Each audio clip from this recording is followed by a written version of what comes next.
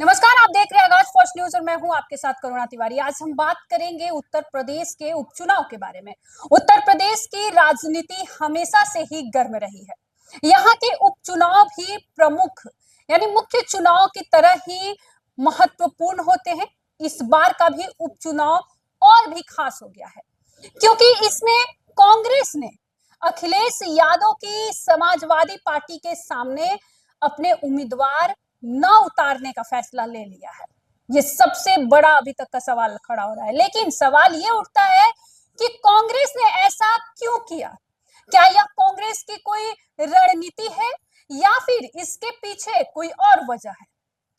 अखिलेश यादव ने social media platform x पर एक लंबी पोस्ट करते हैं और उसके जरिए वो ऐलान करते हैं कि सभी 9 सीटों पर गठबंधन के उम्मीदवार सपा के पार्टी सिंबल पर ही चुनाव लड़ेंगे।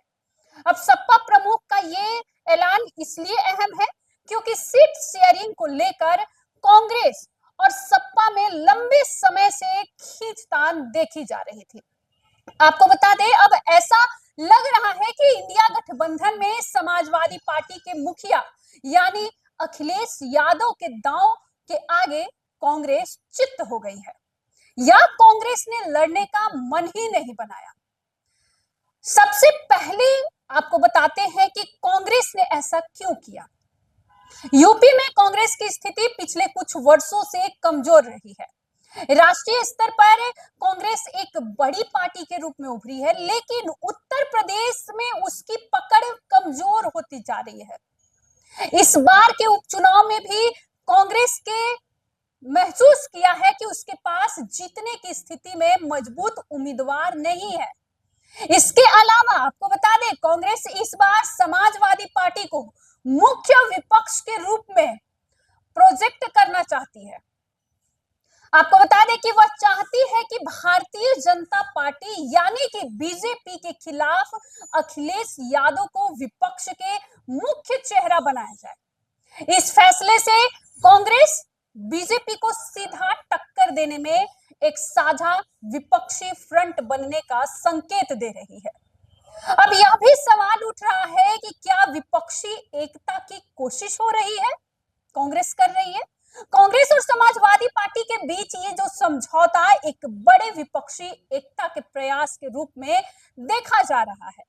आपको बता दें कि 2024 के लोकसभा चुनाव में कांग्रेस समझती रही कि यदि सभी विपक्षी दल अलग अलग चुनाव लड़ेंगे तो इससे बीजेपी को फायदा हो जाएगा।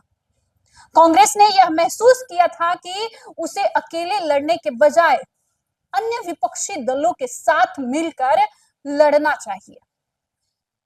इसलिए यूपी में उपचुनाव के दौरान कांग्रेस ने अखिलेश यादव की पार्टी को आगे करके बीजेपी के खिलाफ एक मजबूत विपक्ष खड़ा करने की पूरी कोशिश की है।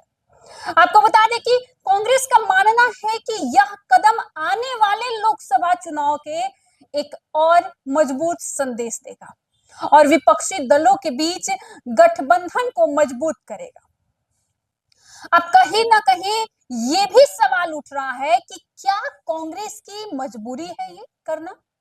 इससे केवल कांग्रेस की रणनीति भी कहना गलत नहीं होगा। कांग्रेस के पास उत्तर प्रदेश में पर्याप्त जनाधार नहीं है। पिछले विधानसभा चुनाव में कांग्रेस जो है उसका प्रदर्शन काफी निराशाजनक रहा था। इसके साथ ही उत्तर प्रदेश में प्रियंका गांधी के नेतृत्व में कांग्रेस ने काफी प्रयास भी किए, लेकिन कहीं ना कहीं वो वोटरों के बीच अपनी जगह नहीं बना पाई। ऐसे में उपचुनाव आता है और उसमें कांग्रेस को ये भी डर सताने लगता है कि अगर वे अलग से लड़ते हैं और हारते हैं तो इससे उनकी छवि और कमजोर हो जाएगी यूपी में। कांग्रेस के पास अखिलेश यादव को समर्थन देने के अलावा दूसरा कोई विकल्प नहीं है। ये कहीं ना कहीं कांग्रेस की राजनीतिक मजबूरी भी है। कांग्रेस के इस फैसले का सबसे बड़ा फायदा अखिलेश यादव और उनकी पार्टी यानी समाजवादी पार्टी को मिला है। अब बता दें कि अखिलेश यादव को यूपी में बीजेपी के खिलाफ मुख्य विपक्ष के रूप में प्रोजेक्ट करने में इससे मदद मिली है। वहीं समाजवादी पार्टी को इस बार के उपचुनाव में कांग्रेस का समर्थन मिलने से उनके पक्ष में एक सकारात्मक माहौल बना है। इससे समाजवादी पार्टी को अपनी स्थिति और भी बेहद मजबूत करने में मदद मिल रही है। वहीं आपको बता दें कि अखिलेश यादव को भी ये समझ आ गया है कि कांग्रेस का समर्थन मिलने से उन्हें बीजेपी के खिलाफ एक मजबूत गठबंधन का चेहरा बनने का मौका मिल गया है और वो बनना चाहते हैं। सबसे बड़ा सवाल अब ये है कि जिस तरह कांग्रेस ने घुटने टेक दिए हैं, क्या कभी यूपी में खड़ी हो पाएगी कांग्रेस? कहा जाता है कि पूर्व प्रधानमंत्री पीवी नरसिम्हा राव नहीं चाहते थे कि उत्तर प्रदेश में कांग्रेस मजबूत हो, लेकिन वो समझते थे कि अगर यूपी में कांग्रेस मजबूत होती है तो सरकार में उनकी स्थिति कमजोर होगी। उन्होंने उत्तर प्रदेश विधानसभा चुनाव के लिए बहुजन समाज पार्टी के साथ मिलकर गठबंधन किया और करीब करीब सारी सीटें बहुजन समाज पार्टी को ही दे दी थी। कांग्रेस के लिए 10% से भी कम सीटें रखी गई थी जहां पर वो चुनाव लड़े और राजी भी हो गए। इसी तरह नरसिम्हा राव अपने इरादे में सफल भी हुए। नतीजा ये निकल कर आया कि उत्तर प्रदेश में कांग्रेस खत्म हो गई। आज तक कांग्रेस उत्तर प्रदेश में खड़ा नहीं हो पाई और ये भी देखने को मिल रहा है कि उत्तर प्रदेश के उपचुनाव में समाजवादी पार्टी के सामने घुटने टेकना भी कुछ उसी तरह का इफेक्ट देने वाला है। लेकिन आज कांग्रेस के साथ ऐसी कोई मजबूरी नहीं है। राहुल गांधी को पता है कि केंद्र में सरकार उन्हें कभी सरकार बनानी नहीं है, तो उनका रास्ता यूपी से जाता है। यह भी सवाल उठ रहा है कि क्या कांग्रेस का प्रदेश संगठन और वोटर इस फैसले को स्वीकारेंगे? किसी भी पार्टी के जो कार्यकर्ता होते, पार्टी के साथ साथ अपना भी उत्थान चाहता है। हर कार्यकर्ता आज के दौर में तो वैसे भी किसी के पास इतना धीरज तो रहा नहीं कि वो 5 साल और इंतजार कर सके। अब पार्टी के कार्यकर्ता जितने भी है, जब देखा कि नेतृत्व समाजवादी पार्टी के आगे घुटने टेक दिया, तो वो कांग्रेस में रहने से बेहतर समाजवादी पार्टी में जाने के बराबर ही सोचेगा। वो सोचेगा कि उधर जाके मिल जाए, जैसे नरसिम्हा राव के फैसले के बाद हुआ था।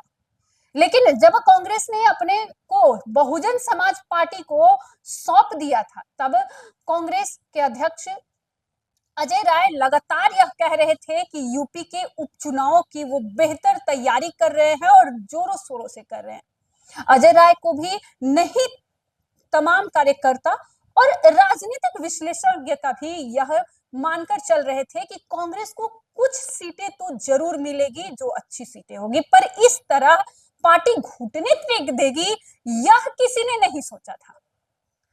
इस पर आपका क्या विचार है कि जो कांग्रेस यूपी में घुटने टेक दी अखिलेश यादव के सामने, क्या कहना चाहते हैं? अभी हम ऐसा साझा करें और देखते रहे आगाज फर्स्ट न्यूज।